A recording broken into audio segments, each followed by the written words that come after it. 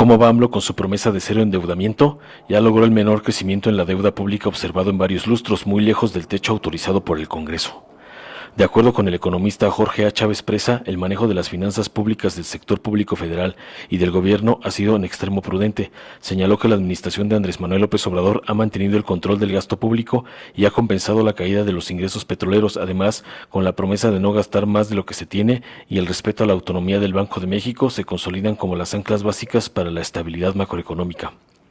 Como resultado, ante este manejo, la deuda pública registró uno de sus menores incrementos en términos absolutos.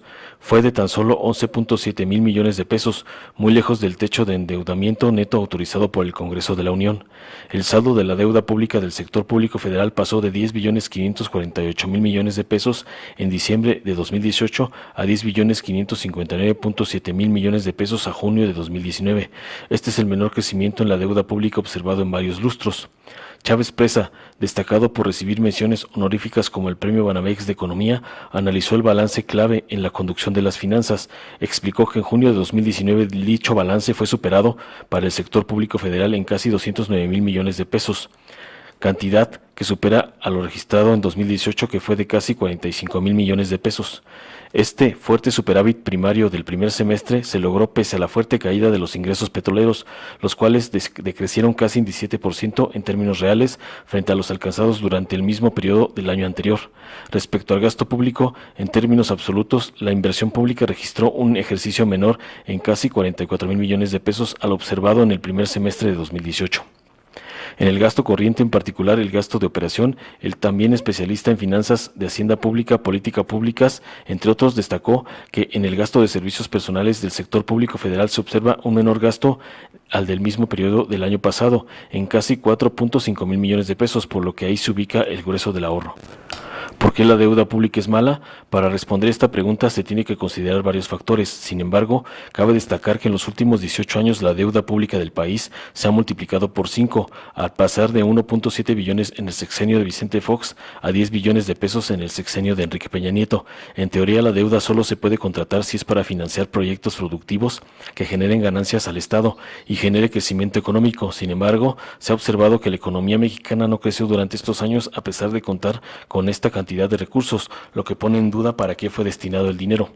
La expansión de la deuda pública ha generado inestabilidad en las finanzas públicas y por ende algo de inestabilidad macroeconómica. En este contexto, la deuda pública ha crecido más rápido que la economía. Para el tercer trimestre del 2019, la deuda pública se encontraba en un nivel de 10.366.934 millones de pesos netos, lo cual equivale aproximadamente al 44% del PIB. La tasa anual del crecimiento de la deuda en el tercer trimestre del año fue de 10.3%, mientras que la tasa de crecimiento del PIB corriente fue de 7.9%. En sexenio de Calderón, la deuda pública terminó en 5.2 billones y con Peña Nieto llegó hasta 10 billones.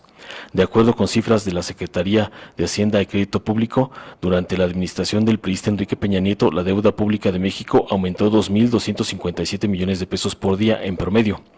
Lo anterior significa que la deuda se incrementó 318.34% frente a la administración de Vicente Fox y 64.6% más que el de Felipe Calderón. En el mismo periodo del gobierno de Felipe Calderón, la deuda aumentó 2.75 billones, el equivalente a 1.371 millones de pesos diarios, mientras que en la de Vicente Fox, 1.08 billones de pesos, es decir, 540 millones al día.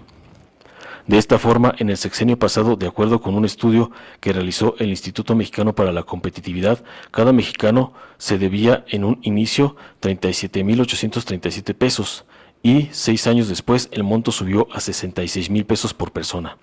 Peña Nieto gastó en un total 1.823.000 millones de pesos adicionales de lo originalmente previsto en su administración, es decir, una variación del 9%.